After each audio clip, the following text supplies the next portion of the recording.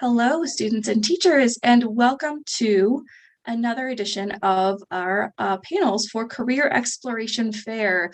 Today we are doing a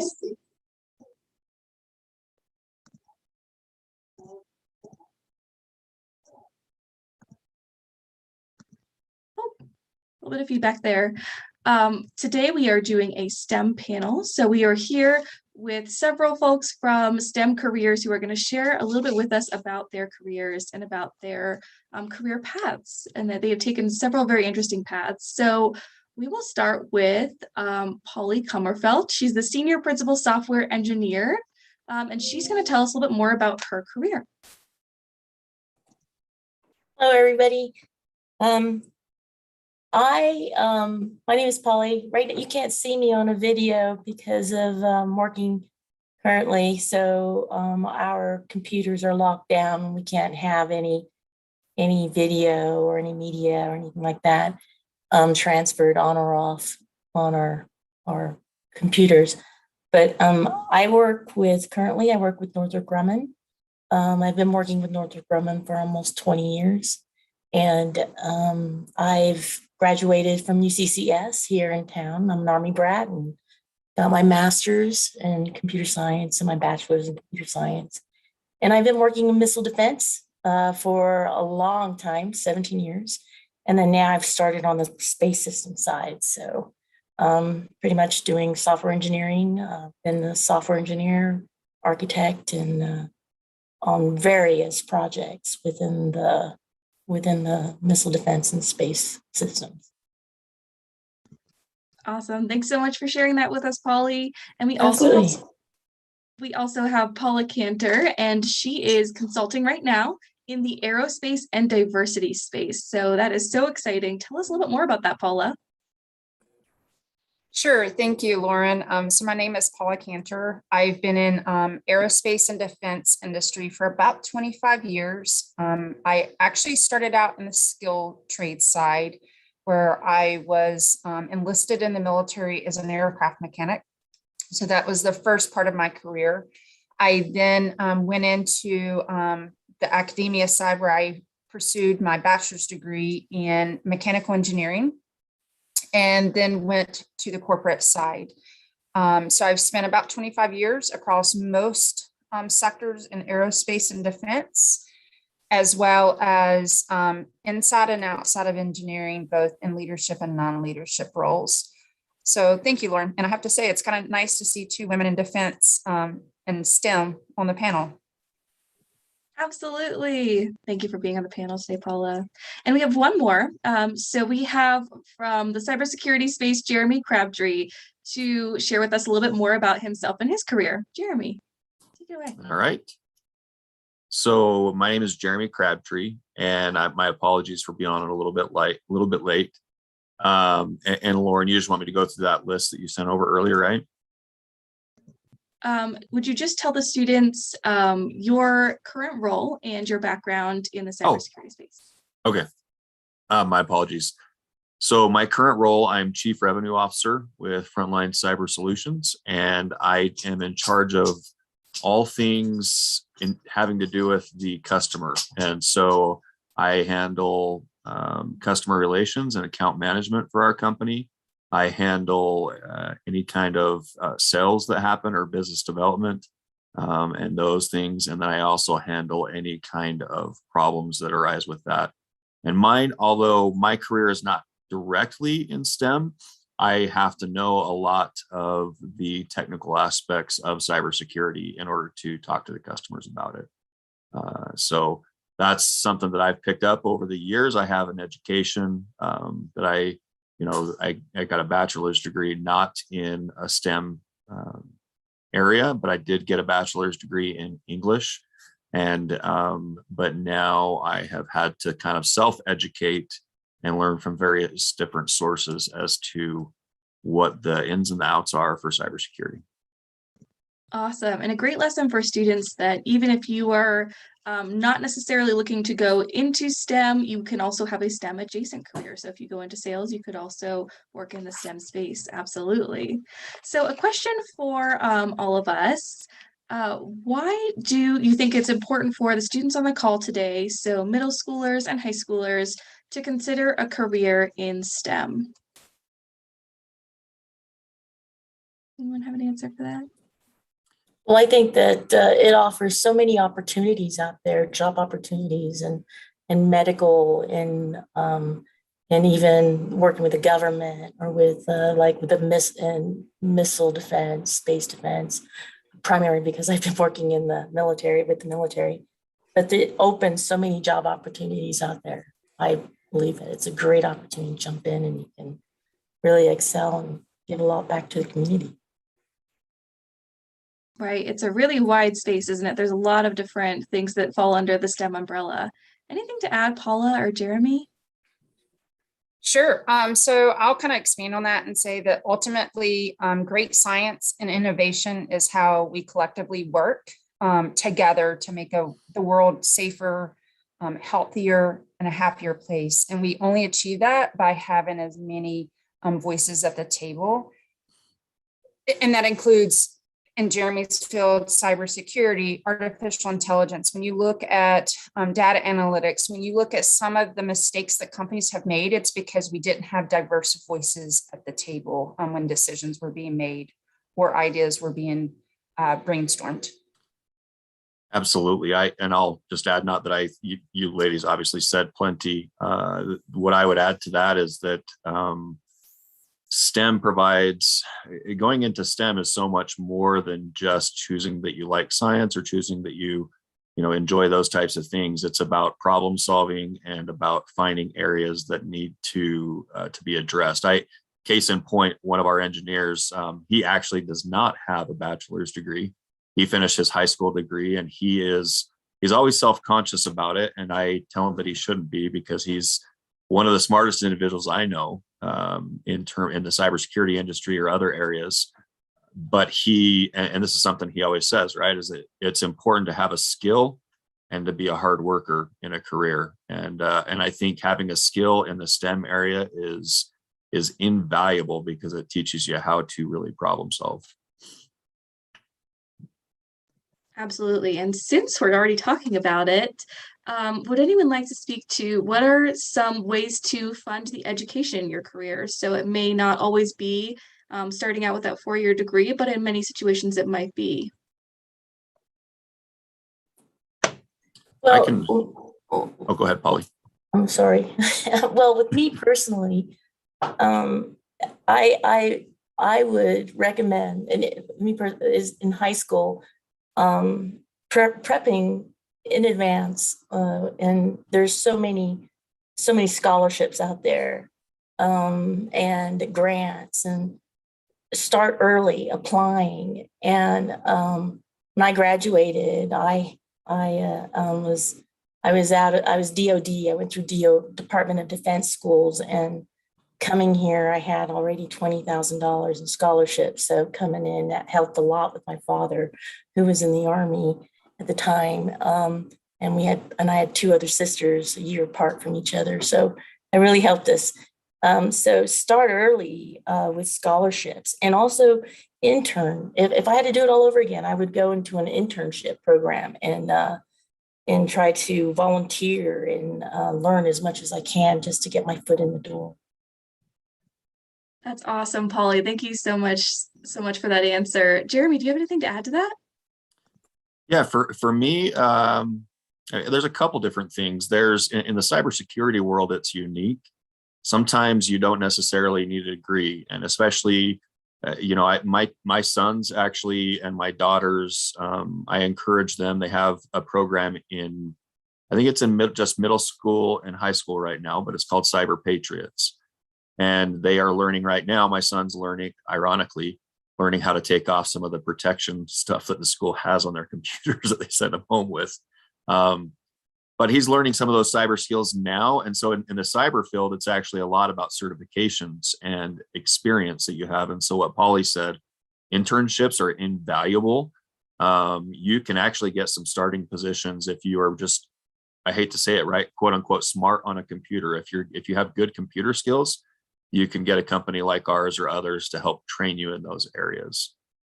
Personally, I had to do student loans and I had to work through school. And so sometimes I had to take a lesser course load. I would 100% agree with Polly, though, is start researching early with scholarships. I didn't have the good grades to get the scholarships.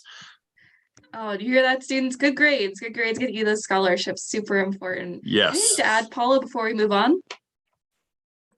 Absolutely. So I'll do a military plug. I started out on the skilled side, and the military paid for probably 75% of my education. I would also say if you're first generation pursuing a college degree, there's the Bill and Melinda Gates Foundation.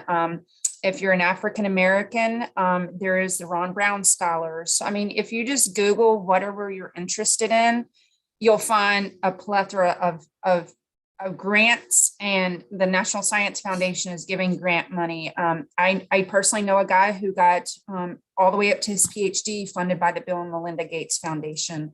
There's also SMART scholarships through the DoD. So I think if you just Google, you'd probably be overwhelmed at all the information that's out there and all the access to funding.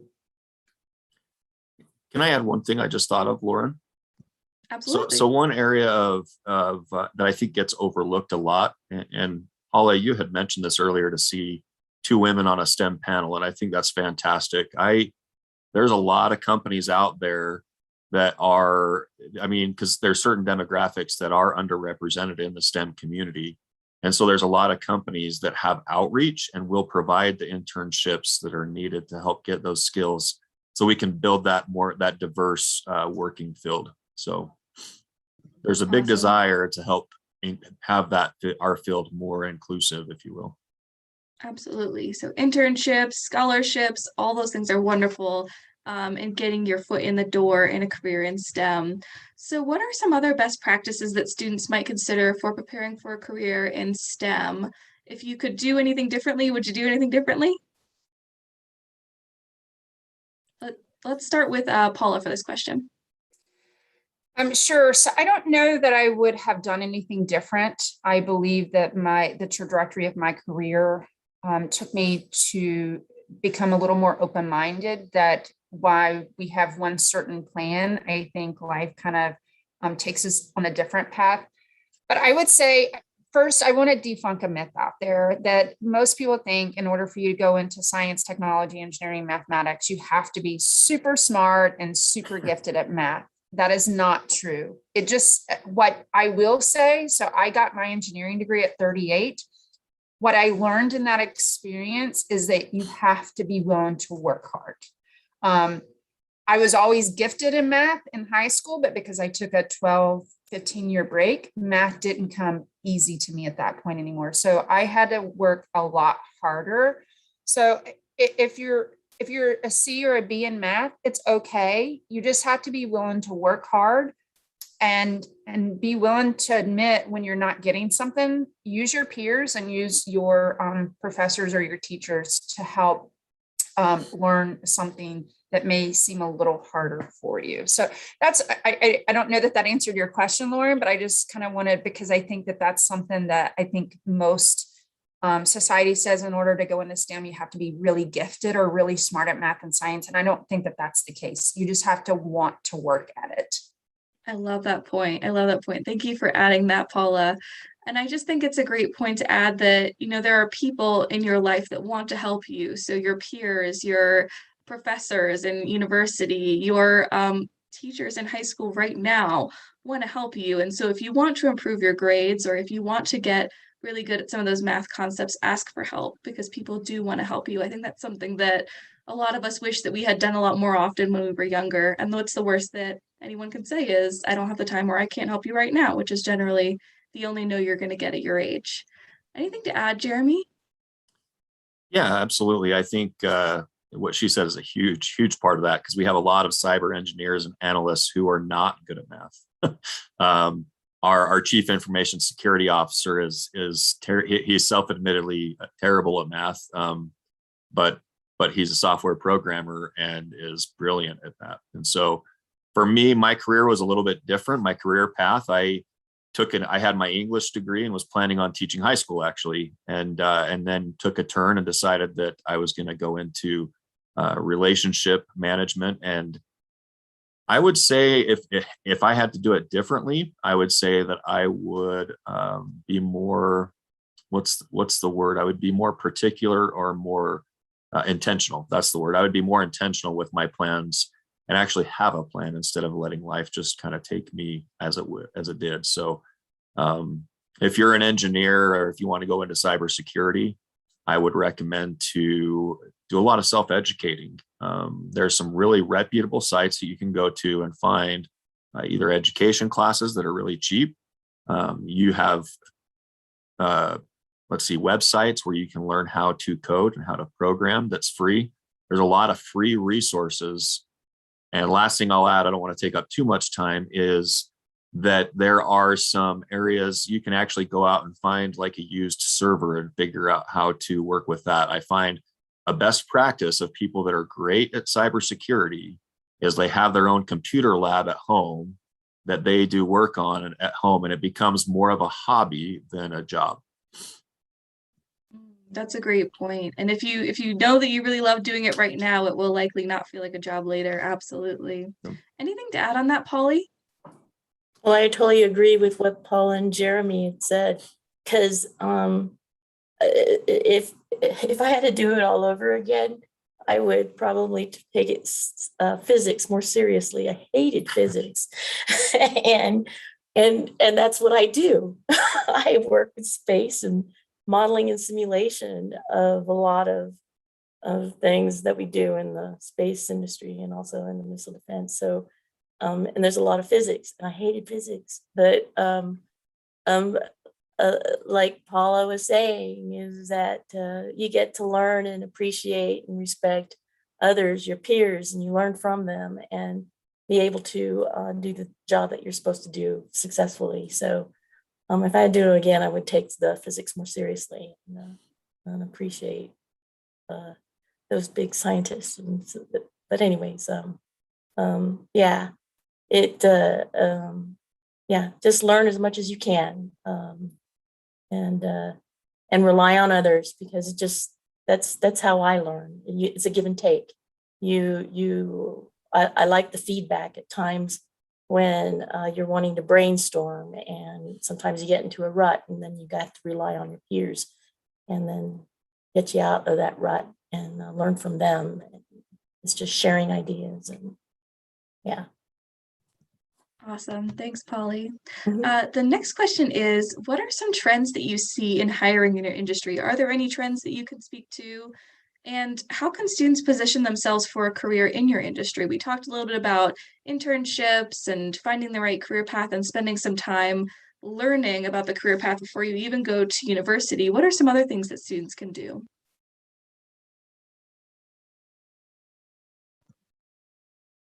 Let's go back to Polly. Polly, do you have anything to add on that question? Well, some of the trends now that we're going through is we've been working from home remotely. And so some of the things that we've had to do is learn is how can we get access to all the resources that we need to do our job from home. And with cybersecurity there, right? You're doing cybersecurity is how to secure and isolate our networks and all the development tools that we need to do our job. So we're learning as we go and getting those resources being set up here at home to do the job successfully. But that is a trend right now.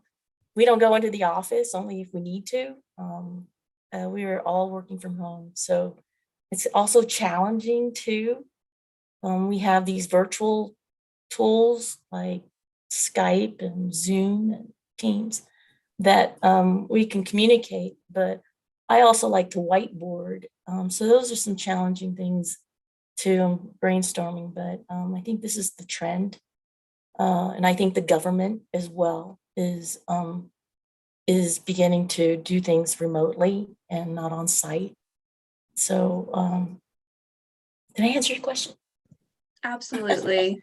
And since you referenced cybersecurity, I'd love to know if Jeremy has anything to add on if that's a complicating factor in hiring for cybersecurity, or if it opens up a whole new perspective on the hiring process.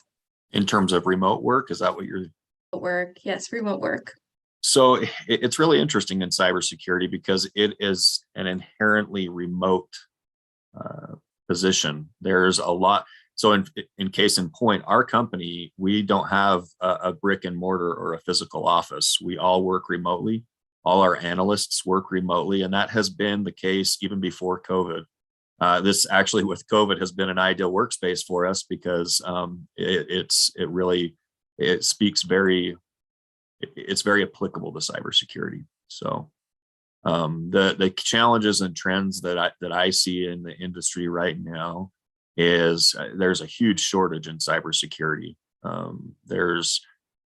And when I say a shortage, there's not only a shortage in actual people that know how to work in the industry. There's a lot of analysts that I see that come underprepared into the field, and there's a lot of self-education that people can do to be a lot more not applicable, but be a lot more useful in the field.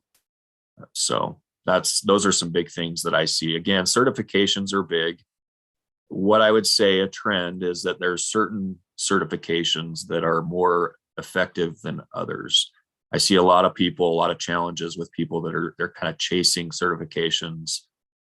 What I would do is connect, and Lauren, you can share my information if you'd like, but I would find someone, I could help you out with that, or someone else that you know that's in the industry, and have them introduce you, take them along with you to different places. So there's a lot of professional organizations, I'm guessing in other engineer societies as well, but especially in cybersecurity. And if you start going to those early, those guys and gals will take you under their wing, and they will help you find positions when you need them. I've been to a few here locally and up in Denver, and they'll usually say, hey, there's some new folks here. Can you tell us about yourselves? And if you go to one of those and you're saying, hey, I'm a high school student, I really want to get into this field, they will love it. And you'll have these people that will come and kind of circle around you and just give you probably more advice than what you want, but you'll get a lot. Awesome. Paula, anything to add there? I don't think so, except at least in defense and aerospace. I hate, I don't want to say hate. I think the word diversity isn't a checkbox of male, female. Diversity is diverse experience. And I think that companies are realizing that that is valuable, because the more diversity they have at the table, the more innovative they're most likely going to be. And then which means they're going to have a larger return of investment on what they put into for research and development. They're going to get more of a return investment in the profit side. So again, if I had to say anything, it's diversity. And I'm seeing a shift go from degrees to a skill-based. Companies are starting to look at, okay, in lieu of a degree, do you have 4 years of experience? So I'm seeing a shift in skill-based versus degrees. That's a really interesting point, Paula. And it kind of leads into my next question. What are some skills that people in your industry or in your organization look for in new employees, knowing that they may be technical skills, or they may even be soft skills?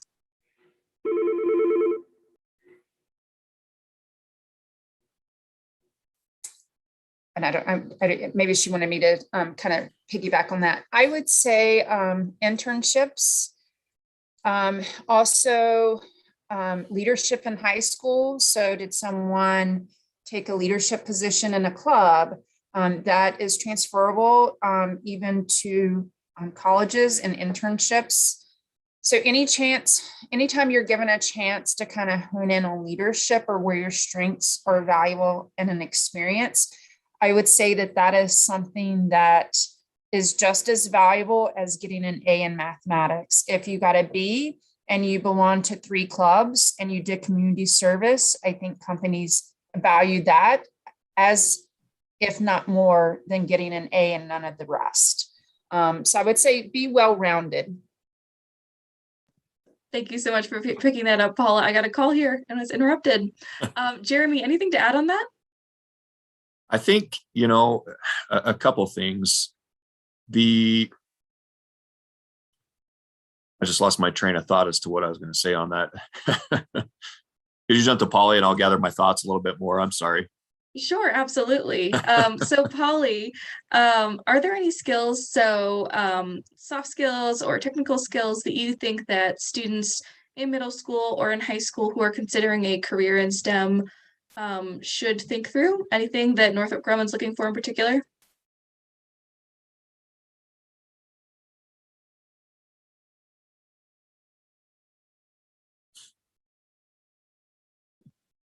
Oh, Polly, are you still there?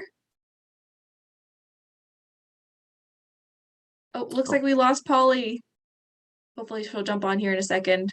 Did we jog your memory, Jerry? You did. Yes. Thank Okay. you. Sorry. I I know this sounds like an excuse. I had COVID about a couple of months ago, and the COVID brain that they talk about is real. And so every once in a while I Oh have, no. yeah. So anyway, no, I think that skills, first off, echo what Paula said, right? I would rather have, and not that I don't want smart people working for our company, because I do, but I want people who are problem solvers, and I want people who know how to balance life and other things that come up with work. And so people that are and to also go back to what Paul said, right, diverse in terms of their experience.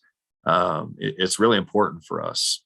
Self-educators, I'll tell you, cybersecurity, it's a fascinating world. But if you're not constantly educating yourself on what's new and what's upcoming, you'll fall behind really fast. And so that's really important as we're evaluating people, whether it's from my side, from the sales side, or from the engineer side. If we see a person who's not willing to self-educate and isn't cutting edge in terms of what is going on in the industry, it's a big red flag for us. You have to educate, and I think that's probably true in any STEM field. Absolutely. And did we get Polly back? Polly, are you with us? Yeah, all those technical difficulties. Yes, my internet went down. Oh no. Did you Um, hear the last question that we asked? Yeah, and what we look for? Yes. We look for, just want to piggyback on what Paula and Jeremy said, was what the leadership characteristics, those individuals that are very confident and that put themselves out there, that won't want to learn, that are very innovative. They want to, they just want to we're looking for those that are just, right, those individuals that are just out there that want to learn. The skill sets that we look for in the engineering field is, of course, math and science. But anybody that's very creative and innovative and really puts themselves out there and really works hard, that's what we're looking for. Awesome. Thank you so much for sharing that, Polly. I think we have time for one more question here.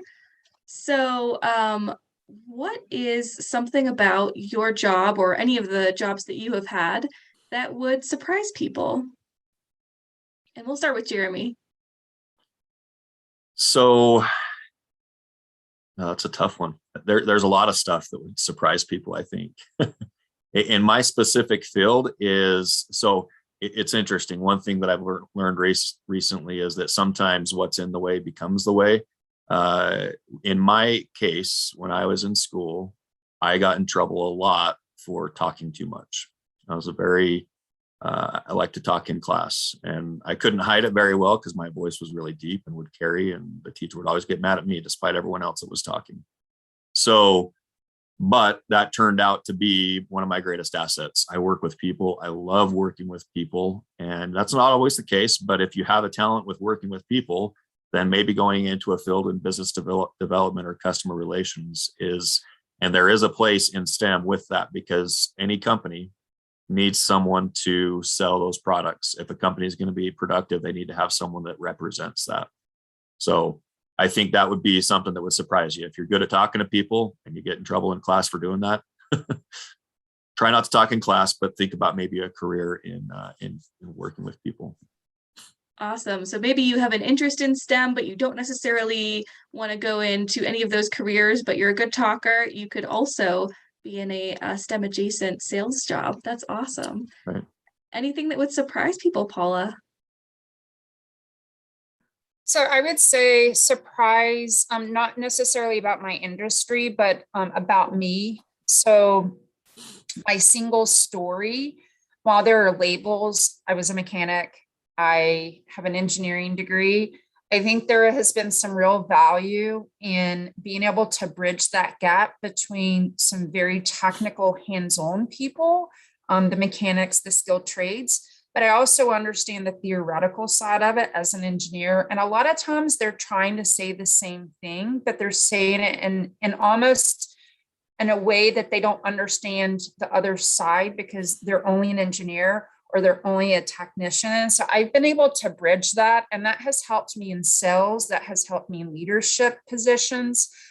So I think you can either become one of those that goes down one really linear path, or it's okay if you go, okay, I'm actually going to take not necessarily a demotion, but I'm going to go over to this role where I might be managing people today, but I'm going to take a role that is a lateral move, but it's not managing people, but it's becoming very specific in one area for a year. I think will make you a much better, well-rounded individual, especially if you're looking to go into leadership in that 10, 15, 20-year journey.